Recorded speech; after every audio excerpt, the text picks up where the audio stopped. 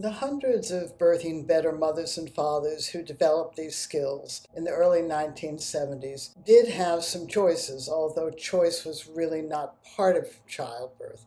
Most went into the hospital. There were a few birth centers, so people did have some choices. And people did have home births, even though in some states they were not legal. In other states they were legal, but they weren't legal, but they weren't harassed. And midwives weren't legal. Having your baby in the back of a car or taxi was not illegal. And some families did choose birth centers. In New Zealand, many of the maternity units in the early 70s were actually sort of freestanding on the hospital grounds. But in the United States, they actually did have some birth centers that were freestanding and separate from the hospitals. They catered to low-risk women. And once again, what I've pointed out in video after video is that the 1970s was when the second childbirth concept was in full gear, which was skills-based. That the first childbirth concept, you never know what your birth's going to be like, therefore there's really nothing you can do to prepare for it. That second sentence was replaced with, yes, you can learn some skills if you're low risk. And once you learn some skills, you can achieve a natural birth, pain-free labor without medical care. And so that was the beginning of the natural birth movement. And there were people who desired those things because in the United States, without a doubt,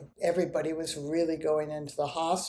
And there were a lot of assessments, monitoring procedures that people didn't like. They fiddled with you, and it was really intrusive, and we lacked choices. So we developed skills, and we developed skills because there was the skills-based childbirth trend, Lamaze and Bradley. And in New Zealand, it was Grantley Dick Reed. But people in New Zealand who took those natural birth classes had to be risk evaluated by their general practitioner to be low risk, whereas in the United States, hundreds of millions of families over a generation took the hospital Lamaze classes, and the Bradley classes often run in people's homes, because we had demanded that fathers come into birth with us, whereas in New Zealand at that time, fathers weren't permitted into birth. Women were birthing alone. They were discovering birth by themselves, didn't have skills, and they didn't have support. So when birthing better skills were developing, and families wanted to have birth center births, and birth centers would only take low-risk women, whether they had skills or not. It was just a risk evaluation. When we started to look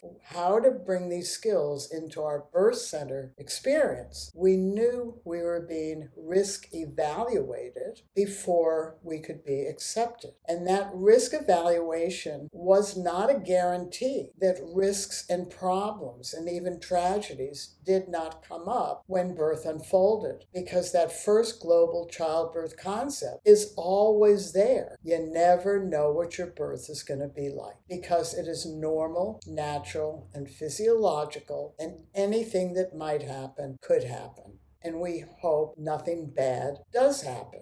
So we as Birthing Better families took that seriously in everything we did, and why these skills are still so vibrant today. They're universal. They're for all births, because 100% of pregnant women are going to give birth one way or another. Each of us is doing the activity with our baby, and the birth of each of our baby is important to us. And we develop the skills because we recognize that 100% of us are going to give birth. And we have to do the activity. And we wanted a broad range of skills that were adjustable, adaptable, and sustainable. And when we went into our birth center birth, our goal was to have our baby at the birth center. Our goal was not to start there and then flip a coin to see if we went to the hospital. We wanted to be in control. We could not control any external factor, very few of them, but we could control how we coped, managed, worked through, dealt with, handled, stayed on top of, and remained in control. And we did that by using skills together as a family. So if you have a doula now, that's fine. But you, your partner, anyone who's going to be at the birth, all of them should be skilled. You should be able to take each other's place and know that there's a continuity of skills that you're working with. The goal of birth center births was to get on with the labor and not transfer unless there really, really was an emergency that was best dealt with by going to the hospital. And then our commitment as Birthing Better Families was to continue to use our skills because we were still birthing our baby. It was the activity that we were doing. And we knew we birthed better when we used our skills.